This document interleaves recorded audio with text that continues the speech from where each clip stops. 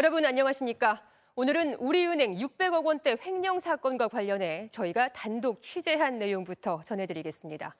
이 횡령 직원이 빼돌린 돈은 우리 정부가 국제소송에서 패소해서 이란 측에 돌려줘야 할 자금이었습니다. 이 소송 업무는 금융위원회가 주도해 왔는데요. 취재 결과 문제의 횡령 직원이 이 소송에 10년 넘게 깊이 관여해 왔고 이미 수백억 원을 빼돌린 상황에서 금융위는 이 직원에게 심지어 표창장까지 준 것으로 확인됐습니다. 홍신영 기자의 단독 보도입니다. 2018년 6월 7일 금융위원회가 낸 자료입니다. 이란 기업이 대우 일렉트로닉스를 인수하려고 냈던 계약금을 돌려달라면은 국제소송에서 패소했다는 내용입니다. 정부가 730억 원을 돌려줘야 할 상황. 우리은행 전무차장이 빼돌린 614억 원은 바로 이 자금입니다. MBC 취재 결과 전 씨는 10년 넘게 대우 일렉트로닉스 매각과 국제소송 전반에 깊이 관여해왔던 것으로 확인됐습니다.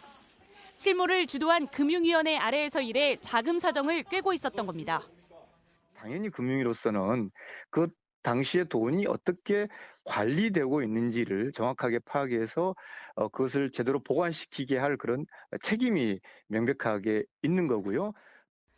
전 씨는 금융위와 채권단의 결정이라며 서류를 조작하고 우리은행에 보관된 자금을 빼돌리기 시작합니다.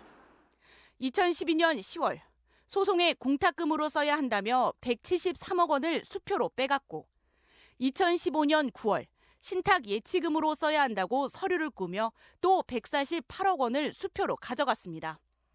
그런데 그해 12월 금융위는 이미 수백억 원을 빼돌린 전 씨에게 해당 업무를 잘 처리해왔다며 금융위원장 표창까지 수여한 것으로 확인됐습니다. 3년 뒤 전 씨는 은행의 한 지점으로 발령이나 해당 업무에서 손을 떼게 됐는데 이때 마지막 남은 293억 원까지 모두 인출하고 계좌를 아예 해지했습니다. 이 사실을 몰랐던 금융위는 오히려 전 씨를 해당 업무로 복귀시키라고 은행 측에 종용했던 것으로 알려졌습니다. 이와 관련해 금융위는 우리은행의 보고를 받은 지난달 27일 횡령 사실을 처음 알게 됐다고 밝혔습니다. 전 씨가 어제 횡령 혐의로 구속된 데 이어 자금 일부를 사업비로 쓴 혐의로 전 씨의 동생도 오늘 구속됐습니다. MBC 뉴스 홍신영입니다.